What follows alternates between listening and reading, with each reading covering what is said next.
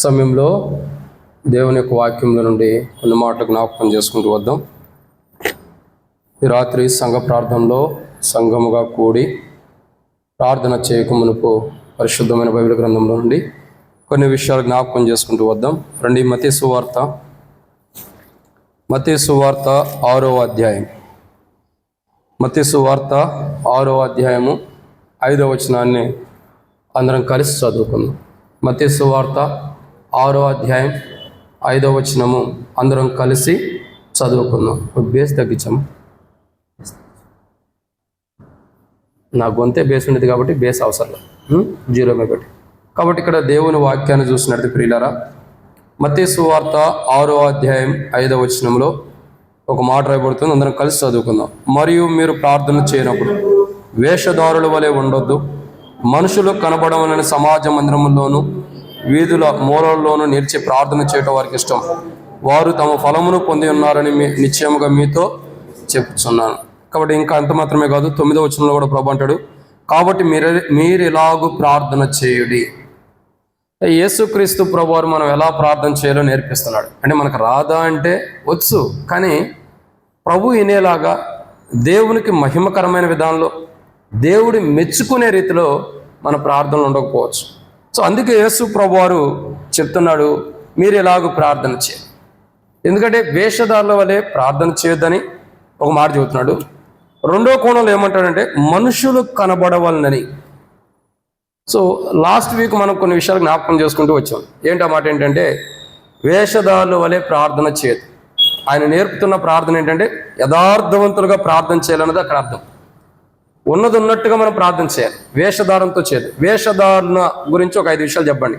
గుర్తుందా? గత వారం ఏం చెప్పాం? వేషధారణ అంటే వేషధారణతో ప్రార్థన చేద్దాం ప్రభు అన్నాడు. వేషధారణ ఏంటి? ఒక 5 విషయాలు ఉన్నాయి. ఏమా డైరీలు రాసేస్తున్నారు. లాస్ట్ వీక్ ఏమన్నా గుర్తుందా? చూడు ఆ డేట్ చూడు, ఎంత డేట్ ఎంత. నువ్వు రాలేదమ్మా? 29. మీరు వచ్చారా? రాసుకున్నారా? చెప్పండి. లేని వ్యక్తిలాగా ఏం చేస్తాడండి? తాను లేని వ్యక్తిలాగా ఉంటాడు. ఇంకా భిన్నంగా ఉంటాడు. ఇంకా ప్రజల మెప్పు కోసం ప్రార్థన చేస్తాడు. ఇంకా దేవుని కంటే మనుషుల మెప్పు కోసం. ఇంకా అంటే ఎందుకు చదివిస్తున్నానంటే ప్రియులారా, మీరు తప్పుగా అర్థం చేసుకోవద్దు. ఇప్పుడు నేను చెప్పే పాయింట్లో ఉదాహరణకి, అంటే గత వారం చెప్పిన ఈ వారం చెప్పను. ఈ వారం కొత్త కోణంలో దేవుడు అనుమతిస్తాడు, కానీ దాన్ని అర్థం చేసుకోవాలా అంటే గత వారంలో ఏం నేర్చుకున్నాము, ఈ వారంలో మనం ఇంకేం నేర్చుకోవాలి, అది మనకి బయలుపాటులో మనం నేర్చుకుని ప్రార్థన చేసేది. సో ఇక్కడ గమనించాల్సిన కూడా ఏంటంటే ఏమని రాబడుతూ వచ్చిందండి, మనుషులు కనబడాలని కొంతమంది ప్రార్థన చేసేవారు ఉంటారు. సో మనం అలా ప్రార్థన చేయకూడదు. ఎందుకంటే ఆ ప్రార్థనకు ప్రతిఫలం ఎక్కడ వస్తుందండి? భూమి మీద వస్తుంది. ఇప్పుడు వేషధారణ వలె ప్రార్థన చేసిన, మనుషులు కనబడవాలని ప్రార్థన చేసిన తమ ఫలం ఎక్కడ పొంది ఉన్నారు? ఇక్కడే పొందినారు. అంటే ఇక్కడ ప్రార్థన యొక్క జీవితం, ప్రార్థన ఎలా చేయాలో ప్రభు నేర్పిస్తున్నాడు. ఏంటంటే మనుషులు కనబడవాలని ప్రార్థన చేయొద్దు. సో మనుషులు కనబడవాలని ప్రార్థన చేస్తే, మనుషులు నా ప్రార్థన చూడాలని ప్రార్థన చేస్తే ఏమైందండి? అది మనుషులే చూస్తారు, దేవుడు చూడడు కదా. సో మనుషులు కనబడాలి అంటే మనుషులు చూడాలా, మనుషులు నా ప్రార్థన వినాలి, మనుషులు నా ప్రార్థన వైపు చెవులు పెట్టాలా, మనుషులు నా ప్రార్థన నేను ప్రార్థన చేసినప్పుడు ఎంత గొప్పగా ప్రార్థన చేసేవక్క అన్నాన్ని చెప్పుకోవాలన్నట్లుగా మన ప్రార్థన ఉంటే అది ఇక్కడ మనుషుల వరకే. మనుషులు చూడాలని చేసాం కాబట్టి మనుషులే చూస్తున్నారు, కానీ ప్రభు చూడడం. కానీ ఇక్కడ విషయం ఏంటంటే ప్రభు చెప్పే మాట మనుషులు కనబడవాలని కాదు. మరి ఎవరికి కనబడాలి? రహస్యమందున్న నీ తండ్రికి కనబడాలి. మన ప్రార్థన ఆయన నేర్పిస్తున్నాడు, మనుషులకు కనబడవాలని వద్దు. అసలు మనుషులు కనబడవాలని అంటే అర్థం ఏంటి? మనుషులు కనబడవాలని ప్రార్థన చేసిన అనుభవాలు ఉంటాయి. సో మనుషులు కనబడాలని ప్రార్థన చేయొద్దండి. అసలు మనుషులు కనబడే ప్రార్థన ఎలాంటిది? కొన్ని విషయాలు బైబిల్లో ఉన్నాయి. వాటిని మనం ధ్యానించే మునుపు ప్రభు నడిపింపుగా చిన్న ప్రార్థన. మమ్మల్ని మిక్కిలికి ఎక్కువగా ప్రేమించిన ప్రియ పరలోకపు తండ్రి, పరిశుద్ధుడు అయిన దేవా, మీకు స్తోత్రాలు. మీరు ఇచ్చిన కృపకై మీకు వందనాలు తండ్రి. ఈ సమయంలో ప్రభా సంఘముగా చేరి నీ ప్రజలుగా నీ సన్నిధిలోకి వచ్చి నీ పరిశుద్ధమైన పాదముల దగ్గర ప్రభా నిన్ను గోజాడి మొరపెట్టి విజ్ఞాపన చేసుకోవడానికి, మా యొక్క విజ్ఞాపన ప్రార్థన విజ్ఞాపన మీ సన్నిధిలో కుమ్మరించుకోవడానికి, మా అక్కర్ల అవసరతలు, సంఘం యొక్క అవసరతల అక్కర్లు, తండ్రి వ్యక్తిగతమైన అవసరత అక్కర్లు కూడా కుమ్మరించుకోవడానికి నీవు మాకు ఇచ్చిన ఇటు గొప్ప సమయానికై మీకు స్తోత్రాలు. మా తండ్రి, ఇటు సమయంలో ప్రభా మరి కూడికి ఆరంభించడానికి సాయం చేశారు. ఆరంభ ప్రార్థనలో కూడా మీరు తోడుకొండారు. పాటలు పాడేటప్పుడు కూడా మీ స్వరాన్ని ఇచ్చారు. అందుని బట్టి మీకు స్తోత్రాలు. ఇటు సమయంలో తండ్రి మరి వాక్యం ధ్యానించబోతుండగా వాక్యానుసారంగా మేము ప్రార్థన చేయడం కొరకై కొన్ని నిమిషాలు వాక్యం ధ్యానించబోతున్న సాయం చేయండి తండ్రి. ఈ వాక్యం ధ్యానిస్తున్నప్పుడు నా సొంత ఆలోచనలు, సొంత మాటలు, మనుషులను ఉద్దేశించి కాకుండా తండ్రి నా యొక్క స్వభావం అంతటిని కూడా మరుగు చేయండి. తెరవబడిన ఆకాశం మీరు అనుగ్రహించండి. ఆకాశం ఇప్పిబడతానంత విస్తారమని పరిశుద్ధాత్మను అభిషేకించండి. నాతో మాతో మీరు మాట్లాడండి ప్రభా. నీ ప్రజలకు ఏ మాటలు అవసరమో, నీ ప్రజలకు ఏ వాక్యం అవసరమో, ఎట్లు మేము ఈ రోజు ఈ నేటి దినమును మిమ్మల్ని ప్రార్థించాలో, ఎట్లు మీ సన్నిధిలో మొరపెట్టాలో వాక్య వెలుగులో మాకు బయలుపరచండి తండ్రి. నేనైతే నిష్ప్రయోజకమైన దాసుని మరొక మారు యథార్థంగా ఒప్పుకుంటున్నా. కింద కూర్చొని నీ ప్రజలకంటే నేను యోగ్యుని కాదు, వారికంటే నేను ఘనమైన వాడిని కాదని ఒప్పుకుంటున్నా. సో నేను ఘనహీనమైన ఒప్పుకుంటూ తండ్రి, ఘనహీనమైన పాత్రలను ఒప్పుకుంటూ దాసుడు కళ్ళు యజమానుడి వైపు చూస్తున్నట్టు, దాసురాలు కళ్ళు యజమానుల వైపు చూస్తున్నట్టు నా కళ్ళు మీ వైపు వీక్షిస్తుండగా మీరే సహాయం గురించి మహిమ పొందండి. మరొక మారు పరిశుద్ధాత్మ అభిషేకం నడిపింపు మాకు అనుగ్రహించండి. పరిశుద్ధాత్మ యొక్క ప్రేరేపణలో మమ్మల్ని నడిపించండి. నా మొటికి నన్ను నీ పరిశుద్ధాత్మ అభిషేకం నడిపింపుని దయచేయండి ప్రభా. తెరవబడిన ఆకాశం అనుగ్రహించి ఆకాశం ఇప్పిబడతానంత విస్తారమే నీ పరిశుద్ధాత్మను అభిషేకించండి. నాతో మొత్తం మీరు మాట్లాడండి. మాకు కాదు యెహోవా, మాకు కాదు, నీ కృపాసక్తిని బట్టి నీ నామని మహిమ తెచ్చుకోండి. దయచేసి నీ ప్రజల పక్షాన నీకున్న దయ చొప్పున దయతో నన్ను జ్ఞాపకం చేసుకుని ముందున్న సమయంతో దీవించమని, వాక్యాన్ని కూడా దీవెనకరంగా చేయమని వచ్చిన ప్రజలందరూ బట్టి స్తోత్రములు. రావాల్సిన వారిని త్వరపెట్టి తీసుకురండి. మధ్య మార్గంలో ఉండేవారు సకాలం నడిపించండి. ఎవరికి ఎట్టి అపాయాలకు ఇల్లు జరగకుండా సాయం చేయండి. కారుల్లో, బైకుల్లో, నడకలో ప్రభా ఆయా మార్గాల్లో నడుచుకుంటూ వస్తున్న వారు కూడా తోడుకొనండి. మార్గంలో ఎవరికి ఎట్టి అపాయాలకు ఇల్లు జరగకుండా సాయం చేయమని, గడిపే సమయం ఎంతో దీవెనకరంగా చేయమని. ఒకవేళ ఈరోజు ఏం వెళ్తాంలని శత్రువు ద్వారా ప్రేరేపించబడి ఆగాలనిపించినా ప్రభా, పరిస్థితులను బట్టి ఆగాలనిపించినా అట్లు కాకుండా మీరు వారి హృదయాలతో పరిశుద్ధాత్మ ప్రేరేపణ కలిగించి ప్రభా మీ మందిరాన్ని తీసుకొచ్చి మీ సన్నిధిలో ప్రార్థించే అనుభవాన్ని అనుగ్రహించి మహిమ పొందమని యేసు ప్రభు నామములో ప్రార్థిస్తున్నాను తండ్రి, ఆమేన్. ఇక్కడ దేవుని వాక్యాన్ని చూసినట్టు ప్రియులారా కొన్ని విషయాలు ఉండే త్వరగా చూద్దాం. ఎందుకంటే 8 గంటల ముగిస్తా, 8:30 క్లోజ్ చేద్దాం. గత వారం కూడా కొద్దిగా ఎక్కువ సమయం అయింది కాబట్టి రండి. దేవుని వాక్యం చూసినట్టు మత్తయి సువార్త 6వ అధ్యాయం 5వ వచనం. అక్కడ రాయబడిన మాట ఏమని రాయబడుతూ వచ్చిందండి? మనుషులు కనబడవని ప్రార్థన చేయొద్దు, అట్లా చేసిన ప్రార్థనకి భూమి మీదే ప్రతిఫలం వచ్చిందని ప్రభు చెబుతూ వచ్చాడు. మనుషులు కనబడాలి అని అంటే ఒక మాటలో చెప్పాలంటే వ్యాఖ్యానం బాగా మనం చదివితే మనకు అర్థమైంది. వ్యాఖ్యానంలో అనేక కోణాల అర్థాలని, చాలా అర్థాలు ఉన్నాయి. బైబిల్ ఏంటంటే మనకు కొంతగా మన జ్ఞానానికి అవసరమైనంత రాసి పెడతారు. దానికి కొన్ని అవసరమైన పర్యాయములు, పదార్థాలు అన్నీ కూడా, దానికి సంబంధించిన వర్డ్స్ అన్నీ కూడా ఆయా నిఘంటువులో కానీ ఆయా బైబిల్ గ్రంథానికి సంబంధించినటువంటి నిఘంటువులు చాలా స్పష్టంగా ఉన్నాయి. దాంట్లో ఒక కోణం ఏంటంటే మనుషులు కనబడడం వలనని ప్రార్థన అంటే అర్థం ఏంటంటే ఎంతో గొప్ప భక్తి పరుండని కనపరుచుకోవడం. మనుషుడు కనబడవాలని ప్రార్థన ఎలాంటిదండి? ఎంతో గొప్ప భక్తుడని కనపరుచుకోవటం అట. చూడండి, చాలా మంది ప్రార్థన చేస్తారు. ఎట్లా ప్రార్థన చేస్తారంటే, నేను అనేక చోట్ల చూస్తూ వచ్చా, ఇక్కడ చూడలేదు కానీ వచ్చింది కొత్త కాబట్టి అనేక చోట్ల చూస్తూ వచ్చా.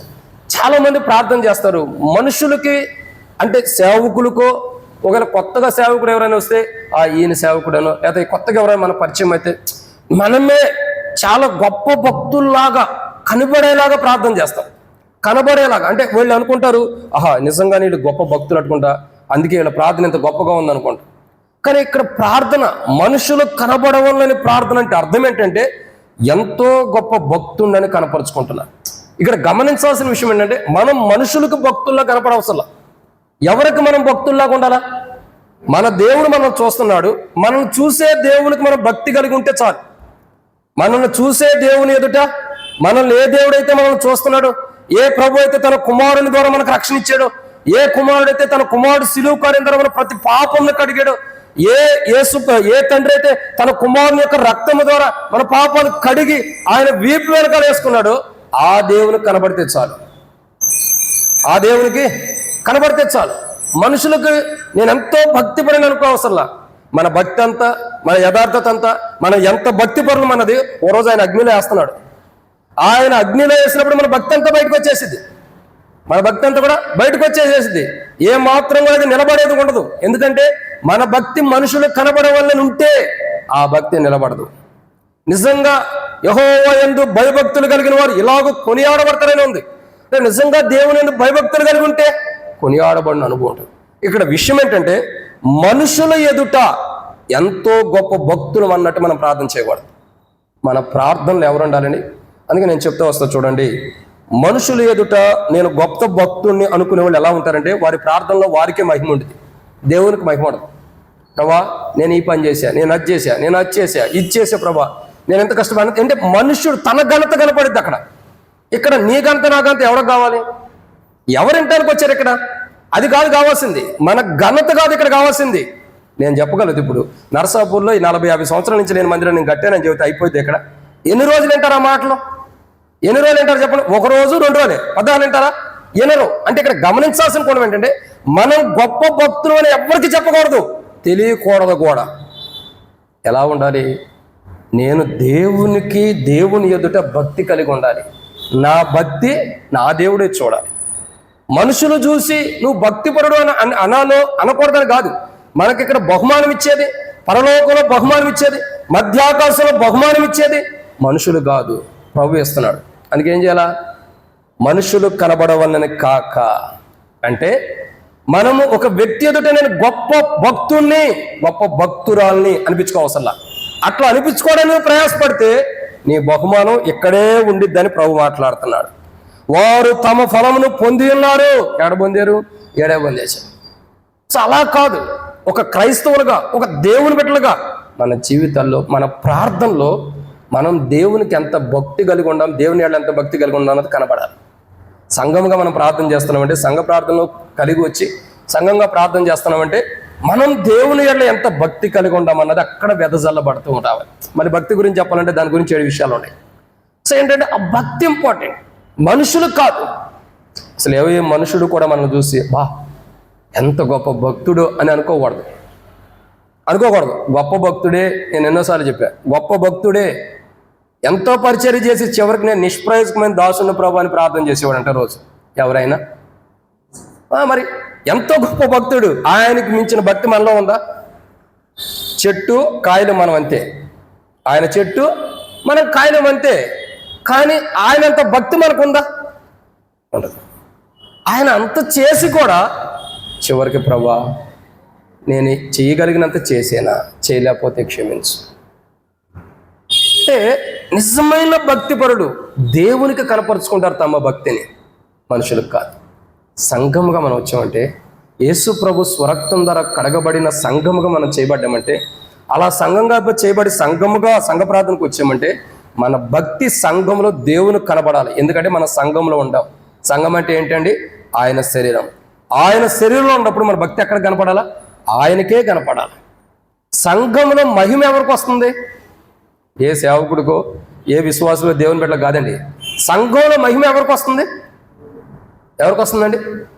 సంఘానికి మెయిన్ పాత్రధారి ఎవరు ఉన్నారో ఆయనకే వచ్చింది. సంఘానికి మెయిన్ ఎవరు? నేను కాదు, మీరు కాదు, మన ప్రభువే. సంఘానికి శిరస్సు ఎవరంటే యేసు ప్రభువే.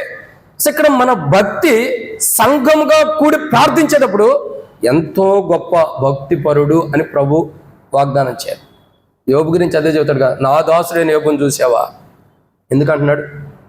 అతను మనుషులు నాకు తెలిసి యోబు గ్రంథానికి ముంగట యోబు చరిత్ర ఎక్కడన్నా ఉందేమో నాకైతే తెలియదు.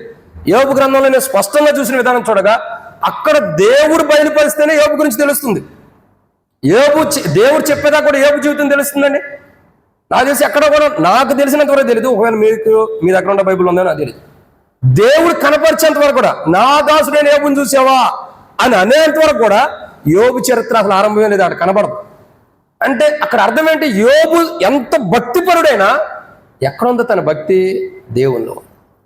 అతను మనుషులకు కాదు, దేవునికి కనపడదు. దేవునిలో భక్తిగా ఉన్నప్పుడు సాతానుడికి కూడా అర్థమైపోయింది నీ నా చరిత్ర, వీళ్ళు దేవుని బిడ్డలు, వీళ్ళ దగ్గరికి మనం వెళ్ళామని. వీళ్ళరా సంఘముగా ప్రార్థన చేస్తున్నామంటే ఏదో వచ్చాం చేస్తున్నాం వెళ్ళిపోతున్నాం అని కాదు. కొంతమంది ప్రార్థన చేస్తారు, వీళ్ళని తిట్టాలనుకుంటే ఆడ ప్రార్థనలో తిట్టేస్తారు. కొంతమంది ప్రార్థన చేస్తారు, వీళ్ళని ఏదైనా తిట్టాలంటే మనసులో కోపం ఉందంటే ప్రార్థన చేసి ప్రార్థనలో తిట్టేస్తారు. ఎందుకు మన ప్రార్థన దేవుడు వింటాడా? ఎప్పుడే నేను సరిగ్గా వాక్యం చెప్పరా, ప్రభా ఆ సేవకుడు ఇష్టం వచ్చినట్టు వాక్యం చెబుతున్నాడు ప్రభా, ఆయన ఒక ఇష్టానుసారంగా చేస్తున్నాడు ప్రభా, మీరు ప్రార్థన చేస్తారు, దేవుడు వింటాడా? చెప్పాల్సిన కోణంలో చెప్పుకోవాలి. ప్రార్థన అంటే ఒకరిని తిడతానికో మన మాటల ద్వారా కొడతానికో కాదు, మన భక్తి ఎంత ఉందన్నది దేవునికి తెలియపరిచేది మన ప్రార్థన. చాలా మంది ప్రార్థన చేస్తారు, ఆయన అట్ట, ఈయనెట్ట, ఏమట్ట, ఆమెట్ట. ప్రార్థన చేసి నువ్వు కూడా అట్టగా ఉండవు. ఒకళ్ళని ఎత్తి చూపిస్తున్నప్పుడు మనం కూడా ఆ కోణంలోకి వచ్చినట్టే. వద్దు. ప్రార్థన అంటే ఏంటి? ఎక్కడైనా భక్తులు ప్రార్థన చేసినప్పుడు ఇరుగు పొరుగు వారి లోపలెత్తి చూపిస్తున్నారా? కాదు. ప్రభువా, మేము ఎందుకు ఓడిపోయామని యెహోషువ ప్రార్థన చేస్తున్నాడు. మాకు ఓటమి ఎందుకు వచ్చింది, ఎందుకు ఈ ఓటమి కారణం ఏంటి అని ప్రార్థన చేస్తున్నాడు. అందుకే లోపలెత్తి చూపించుకుంటున్నారా? లేదు. నేను చాలా చోట్ల చూసి, బహుశా ఏడ కాదు కానీ చాలా చోట్ల చూసా. ఎవరికైనా అసమాధానం ఉంటే, ఎవరి మీద అసమాధానం ఉంటే ప్రార్థనలో తిట్టేస్తారు, కొట్టేస్తారు. అది కాదు ప్రార్థన అంటే. నా భక్తి మన ప్రభువుకు కనబడాలి. అందుకు మనం ప్రార్థన చేసుకోవాలి. ప్రభా, నేను ఎంతో గొప్ప భక్తుడిగా నీలో ఉండానా, మనుషులకు కనబడేటట్టు ఉన్నానా? నా ప్రార్థన మనుషులకు కనబడేటట్టు ఉందా, నీ సన్నిధిలో భక్తిపరుడిగా ఉంటుందా? అది కావాలి. మనం దేవుల్లో భక్తిపరులుగా ఉంటే యోబుకు 2 ఆశీర్వాదం రాలా? మరి మనకు ఎందుకు రాదు? అర్థం చేసుకోవడమే. ఇది మొదటి కోణం. రెండవ మాటను చూద్దాం రండి. మనుషులకు కనబడమని ప్రార్థన చేయదు. మనుషులకు కనబడమని చేసే ప్రార్థన తనకు తాను గొప్ప భక్తుని కనపరుచుకునేది. అలా కాదు. మన భక్తి దేవునికి కనపడాలి తప్ప మనుషులు కనబడేటట్టు మనం ప్రార్థన చేస్తే, ఈ సంఘంగా కూడిన మనం అలా మనుషులు కనబడేటట్టు ప్రార్థన చేస్తే ప్రభు వినడు. ఏ అవసరత కోసం నువ్వు నేను ప్రార్థన చేసినా వినడు. అందుకే ప్రభు నేర్పిస్తున్నాడు, మీరు ఇలా ప్రార్థన చేయకుండా నేర్పిస్తున్నాడు. మొదటిది. రెండో విషయం రండి, మత్తయి సువార్త 6వ అధ్యాయం 5వ వచనం. మనుషులు కనబడవాలని సమాజ మందిరంలోను వీధుల్లోను మూలల్లో నిలిచి ప్రార్థన చేయట వారికి ఇష్టం, వారు తమ ఫలమును పొంది ఉన్నారని నిశ్చయంగా మీతో చెప్పుచాను.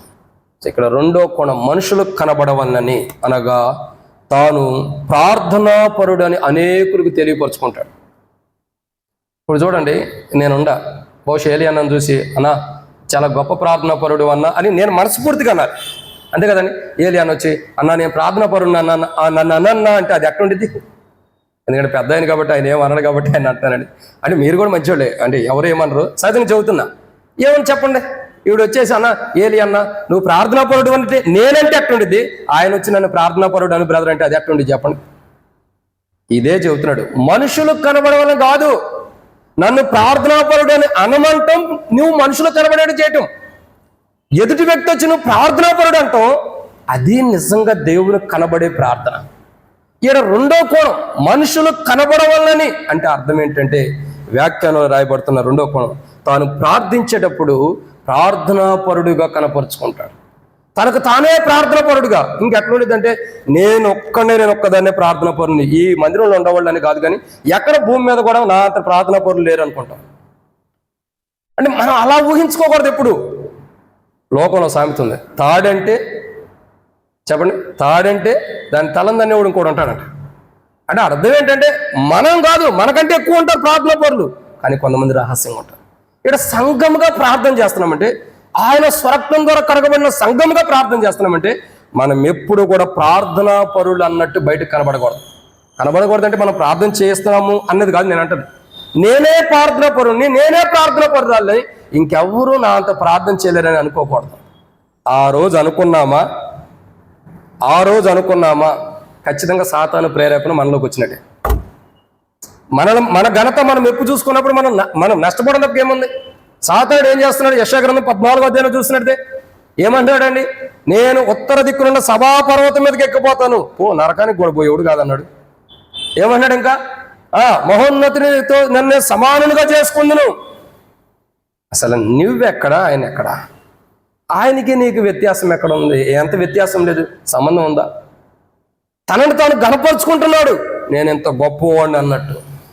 అందుకే ఒక్క దెబ్బతోనే కింద పడ్డాడు, ఒక్క దెబ్బతోనే కింద పడిపోయాడు. ఎక్కడా కూడా మనకై నేను ఇంత గొప్పవాడిని అని ఎప్పుడు చెప్పుకోవద్దు ప్రార్థనలో.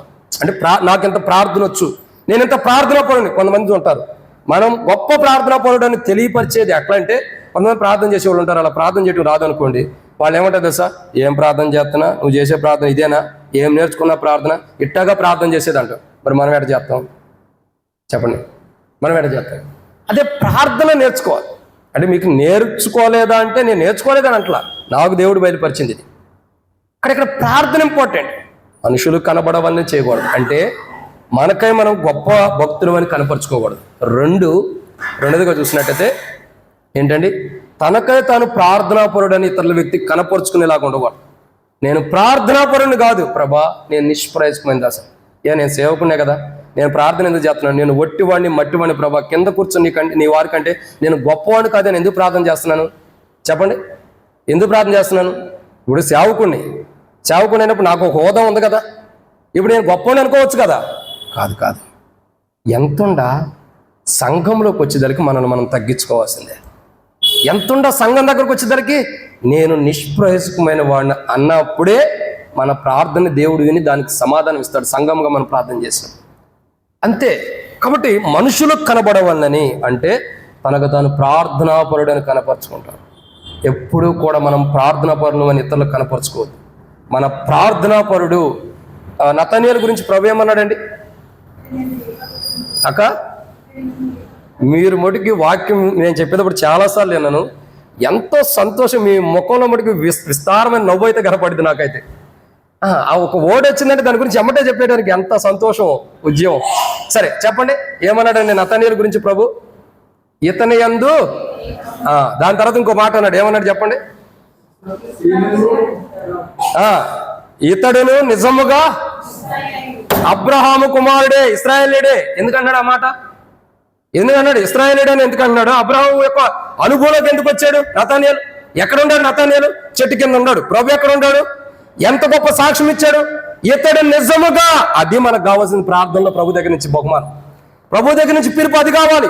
మనుషులు అబ్బా ఈ అక్క ఈ అన్న ఎంత గొప్ప ప్రార్థనాపరులు, ఆ పిలుపు మనకు వద్దండి, అది మనకు నష్టం చేసేది. ప్రభు చెప్పాలి ఇతడు కూడా ప్రార్థనాపరుడే, ఆ పిలుపు మనకు కావాలి.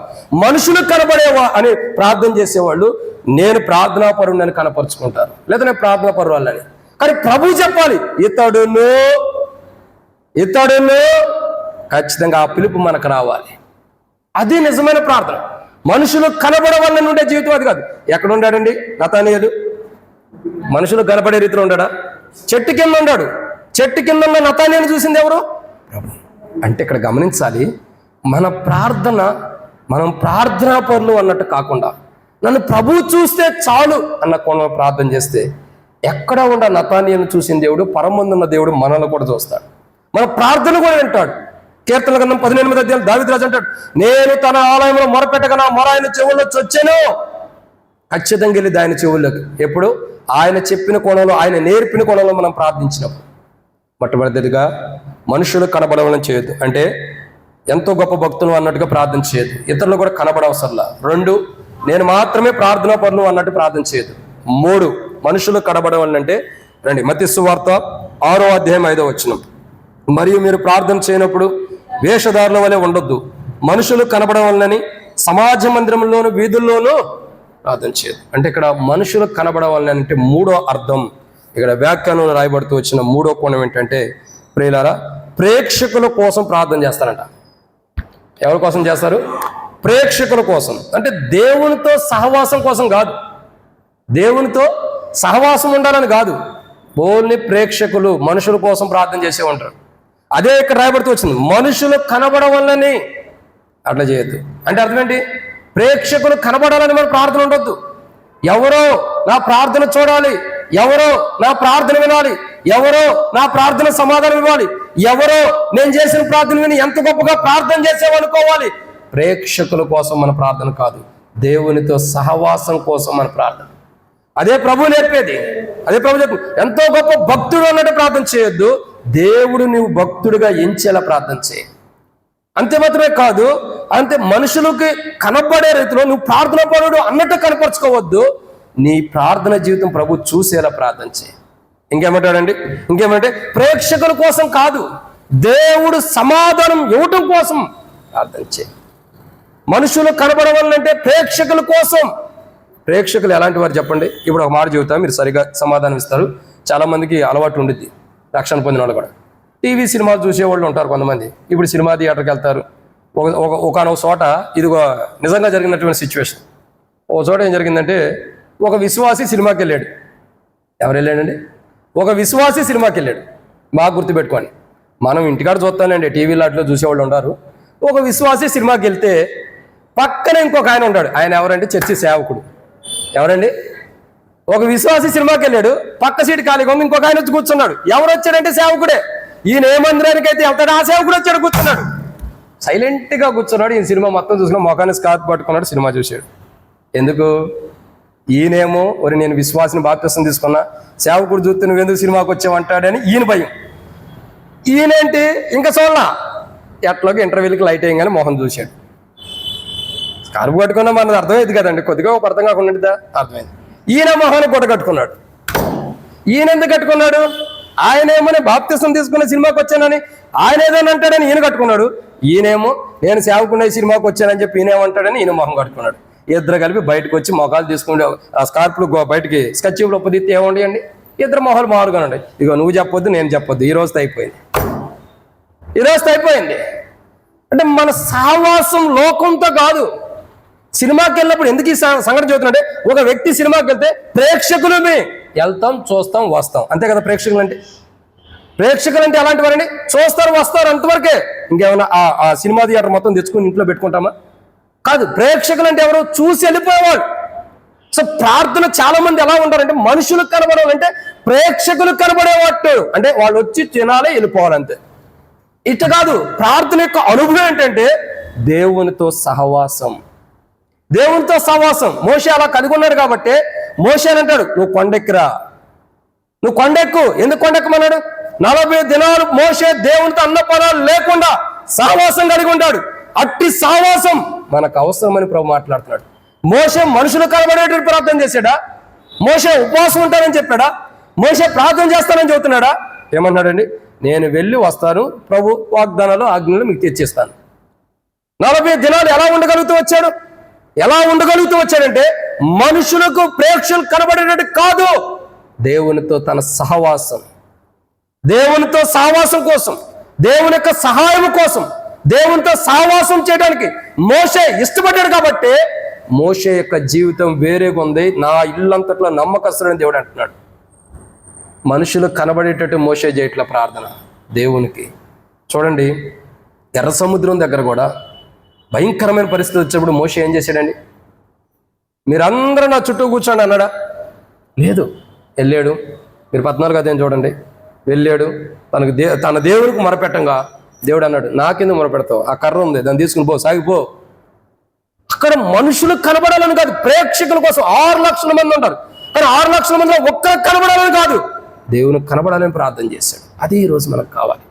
సంఘముగా ప్రార్థన చేస్తున్నామంటే మనం ఎవరు అంటే యేసు ప్రభు స్వరక్తంలో కడగబడిన వారు. సో ఈ సంఘం ఏం చేయాలా? ప్రేక్షకుల కోసం ప్రార్థన చేయకూడదు. ఏ సంఘముగా అయితే మనం కడగబడ్డామో, ఏ శరీరంలో అయితే మనం ఉన్నామో ఆ శరీరంలో మనం అత్యధికంగా ఆత్మీయ జీవితంలో ఎదగటం కోసం మన అక్కర్లో ఆ శరీరంలో నుండే తీర్చబట్టడం కొరకు మనం ప్రార్థన చేయాలి. ఇది 3. 4వ విషయాన్ని చూద్దామా రండి. మత్తయి సువార్త 6వ అధ్యాయం 5వ వచనం. మత్తయి సువార్త 6వ అధ్యాయం 5వ వచనం.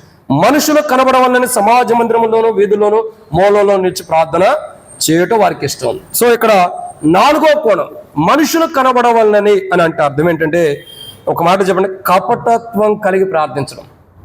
కపటత్వం అంటే ఏంటి అని అంటే దాన్ని కూడా నేను చెప్తా చూడండి. మాయ, మోసము, వంచనతో కూడిన స్వభావం కలిగినటువంటి ప్రార్థన. ఏంటండి? మాయ, మోసము, వంచనతో కూడిన ప్రార్థన.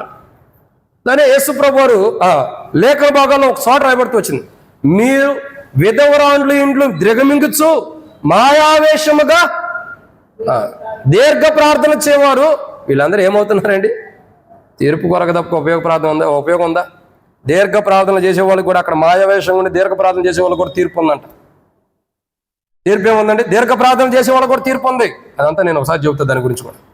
కాబట్టి మాయావేశం అంటే ఇక్కడ అర్థం ఏంటంటే కపటత్వం కలిగి మనుషులు కనబడవాలని ప్రార్థన చేసేవారు మాయావేశంగా ప్రార్థన చేస్తున్నారు.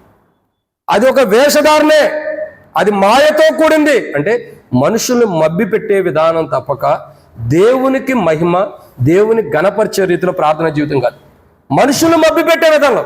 సో మన ప్రార్థన మనుషులు మబ్బి పెట్టే విధానంలో ఉండకూడదు. ఎందుకంటే మనం యేసు ప్రభు స్వరక్తం ద్వారా కడగబడి ఆయన సంఘంగా చేయబడ్డాం. ఆయన సంఘం మనుషులు మబ్బి పెట్టదు. ఎందుకంటే భ్రమలో ఉన్నవారు, చీకట్లో ఉన్నవారిని వెలుగులోకి తీసుకొచ్చే తప్పక సంఘం ఎవరిని కూడా భ్రమ పెట్టదు. ఈరోజు మన ప్రార్థన కపటత్వం కలిగి, అంటే మాయతో, ఇంకో మాట చెప్పాలంటే మోసం చేసే విధానంలో, వంచనతో కూడినదిగా ఉండకూడదు. అంటే మనదుందా అంటే మనదుందని కాదు సుమి నేను చెబుతుంది. చాలామంది ఇలా ప్రార్థన చేస్తారు. చాలామంది యొక్క అనుభవాలు ఇలాగ ఉంటాయి. నేను కొన్ని రోజులు ఆన్లైన్లో వాక్యం చెబుతూ వచ్చేవాడిని ప్రార్థన. ఇక్కడే సంఘం పేరు నేను చెప్పను కానీ మందిరం పేరు ఇక్కడే దగ్గరలోనే, మన దగ్గరలోనే ఒక మందిరం ఉంటే ప్రార్థనకి ఆన్లైన్లో ఆ సేవకుడు ఫోన్ చేసి, దాసు కొద్దిగా వాక్యం చెప్పంటే ఫోన్లో వాక్యం చెబుతూ ఉండేవాడు. ఫోన్లోనే ప్రార్థన నడిచిపోతూ ఉండే. ప్రార్థన కొడుకులు, అన్ని కొడుకులు కూడా ప్రార్థన చూస్తే వింతగా ఉండే, వాక్యం చూస్తేనేమో అబ్బా బాగా చెప్పారు బ్రదర్ అనేవాడు, బాగా చెప్పారు వచ్చేవారు కూడా మీరే చెప్పాలనేవాడు. ప్రార్థన చూస్తే నేను కూడా కొంతసేపు ఉండేవాడిని, అసలు వీళ్ళు ఎట్ట ప్రార్థన చేస్తున్నారో విందామని. వాక్యానుసారంగా చేస్తున్నారా లేదా వాళ్ళ ఇష్టానుసారంగా ప్రార్థన చేస్తున్నారా విందామని. చాలా మంది ప్రార్థన చేస్తారు తలా తోకూడదు, చెప్పిన వాక్యాన్ని పక్కన పడేస్తారు. మనం ఏం ప్రార్థన చేయాలనుకున్నామో అదే చేసేస్తాం. అట్లా చేసేలకైతే ఏడకు రావడం దేనికి? నీ వ్యక్తిగతమైన ప్రార్థన, నీకు ఇష్టానుసరమైన ప్రార్థన ఇంటికాడ చేసుకోవచ్చు. సంఘానికి వచ్చేవంటి దేనికి కారణం?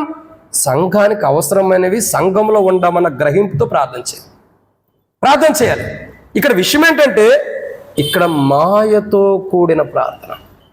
తర్వాత ఆ సేవకుడు చెప్పాడు, దాసు నువ్వు ప్రార్థన విన్నానన్నా, పలానా ఎట చేసింది, పలానా ఎట చేశాడంటే ఎట చేశారన్నా. అంత అబద్ధం అయ్యా. సంఘంలో ఉండేది వేరు, వాళ్ళ జీవితం వేరు, వాళ్ళ ప్రవర్తన వేరు, ప్రార్థన వేరయ్యా. ఎందుకులేనా ఎవరు ఎట్ట పోతే అటు పోతారు, నాకు చెప్పొద్దు, నా మైండ్ జడగొట్టొద్దు అంటారు. చాలా మంది వస్తారు, వాళ్ళు ఎట్ట వీళ్ళు ఎట్ట అంటారు, నా బుర్ర జడగొడతారు. అందుకే నేను వాళ్ళని ఒకటే డిసైడ్ అవుతాను వాళ్ళ గురించి. ఓహో వీళ్ళు ఎట్ట అంటాడు. ఒక సేవకుడు బ్రెయిన్లో ఏముండాలండి? ఏముండాలి చెప్పండి? మనం ఏం గుద్దుకుందామా, ఏం కొట్టుకుందాం, ఏం కావాలా? నేనంతే. ఎప్పుడు కూడా ఎవరు వచ్చి నా దగ్గరికి ఏం చెప్పినా నేను ఒకటే డిసైడ్ అవుతాను, ఓ ఈ మనుషులు ఎట్ట అంటే అంతే. నా బుర్రలోకి ఆ చెత్తను ఎక్కించుకోవడానికి నేను ఖాళీగా లేను. నేను వచ్చింది దేనికి అంటే ఎక్కడికైనా పిలువబడింది దేనికి? చెత్త బ్రెయిన్లో ఎక్కించుకోవడానికి కాదు. దేనికి పిలువబడ్డాను? పరిశుద్ధాత్మ ద్వారా నింపబడి దేవుని మందిరానికి వచ్చే ప్రజలకి దేవుని గురించి తెలియపరచడానికి. ఇప్పుడు ఇదంతా మైండ్లో పెట్టుకున్నాను అనుకో, ఏం చెప్పాలి నేను? ఒకవేళ చెప్పిన ఆ సేవకుడు మా గురించే చెప్పాడు, ఈయన నా గురించే చెబుతున్నాడు అంటారు. ఈ తలనొప్పి మాకెందుకు? అసలు ఏ విషయాలు చెప్పకుండా ఉంటే దేవుడే మాకు అన్ని బయలుపరుస్తాడు. ఒకడు మోసగాడు ఉంటాడు అనుకోండి, నువ్వు చెప్పొద్దు, నువ్వు మోసగాడు అయిపోతావు, ఆయనే బయలుపరుస్తాడు. అందుకే నేను చాలా మంది వచ్చి సంఘంలో నేను ఎక్కడ ఉండ సేవ చేసేటప్పుడు అన్నా మెట్ట ఏమట్ట అంటే, ఓహో వీళ్ళు ఇంతే, మనుషులు ఇంతే, ప్రవర్తన ఇంతే. నేను కాదు, ఇంకో సేవకుడు వచ్చి వీళ్ళు ఎట్టగా చెబుతాడు.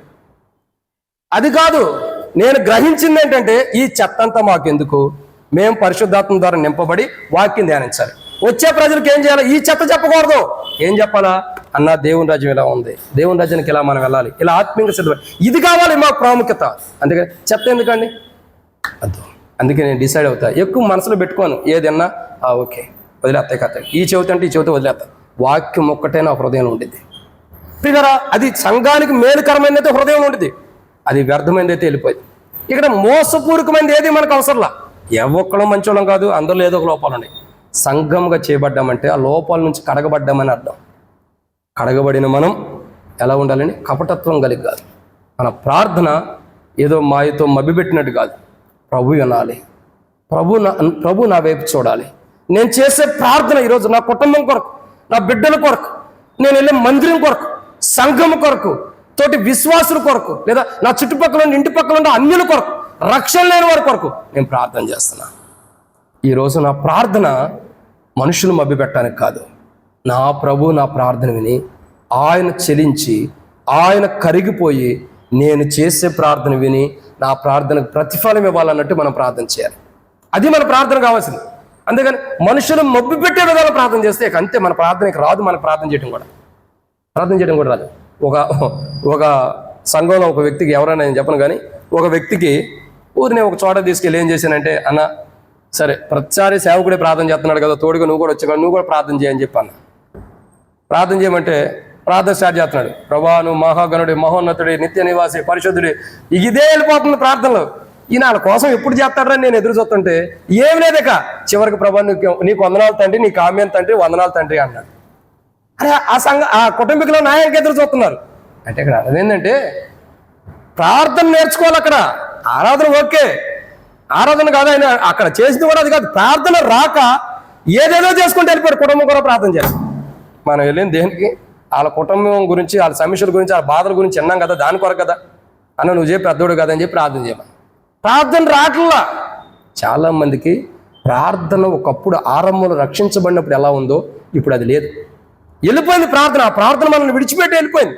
ఎందుకంటే మన ప్రార్థనలో ప్రభుతో ఉండే సహవాసం పోయి మాయారూపకమైన జీవితం మనలోకి వచ్చింది. అందుకే ఒక్కసారి గుర్తుపెట్టుకోండి, నేను ఎప్పటికప్పుడు పరీక్షించుకుంటా, ప్రభా నాలో ఎలాంటివి ఉంటాయా.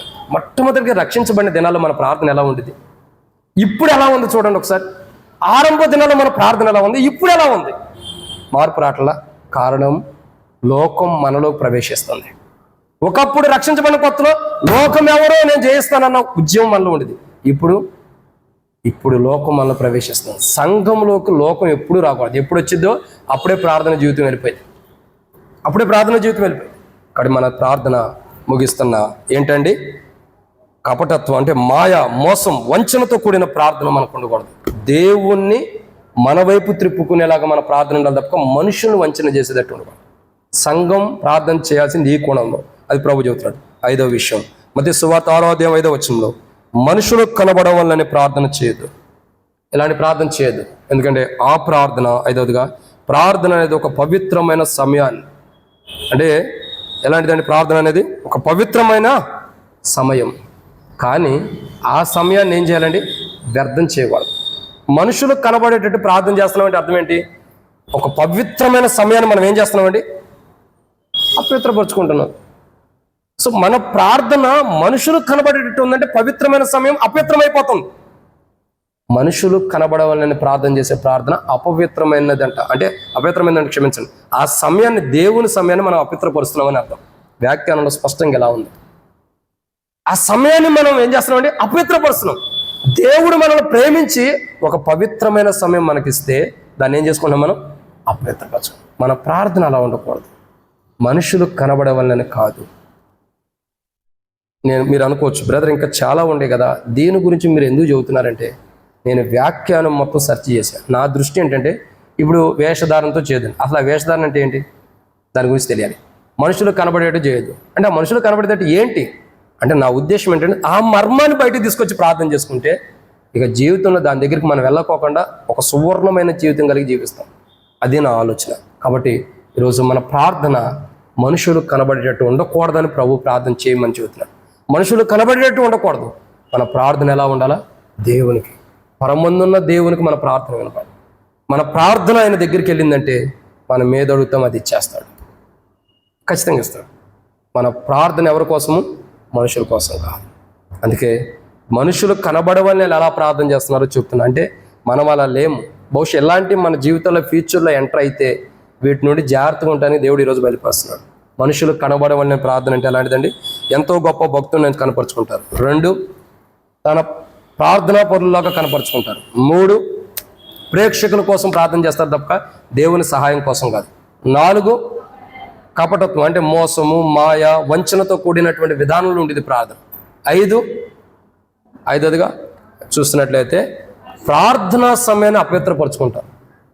ఏదైతే దేవుని ప్రార్థనా సమయం ఉందో దాన్ని అపవిత్రపరుచుకుంటారు. అంటే వ్యర్థమైన వాటిని పలుకోవటం ద్వారా, విస్తారమైన మాటల్లో, అది అంటే దేవుడిచ్చిన సమయం దేనికి, అది దేవునికి నీకు పరిశుద్ధమైన సమయం. అది దాంట్లో విస్తారమైన వ్యర్థమైన మాటలు వస్తున్నాయంటే దేనికి, అది దోషానికి సంబంధించింది. అంటే దేవునికి నీకు నాకు అయిన ప్రియ సోదరుడా, దేవునికి నాకును మధ్యలో ఉన్న సమయం దేవుడు ఈ సమయం ఇచ్చాడు.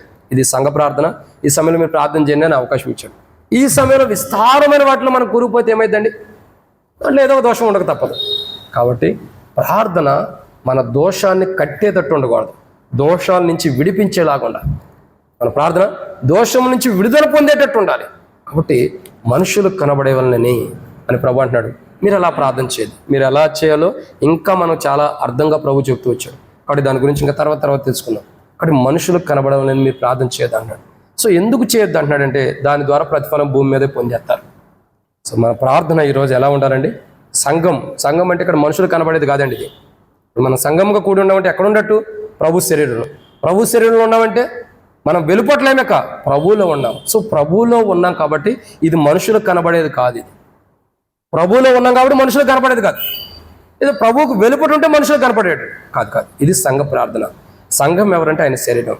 ఆయన శరీరంలోకి వచ్చి మనం ఆయన శరీరంలో ఉండవచ్చు కాదు, ఆయన శరీరంలో ఉన్న మనం ఒక్క శరీరంలోకి ఈరోజు మనం కలిగి ఉన్నాం కాబట్టి ఎప్పటికప్పుడు ఆయన శరీరంలో ఒక అవయవంగా చేయబడ్డాం కాబట్టి ఆ అవయవాలు ఇప్పుడు చేరి ఒక చోటకు వచ్చి ఏం చేస్తున్నాయి, ప్రార్థన చేస్తున్నాయి.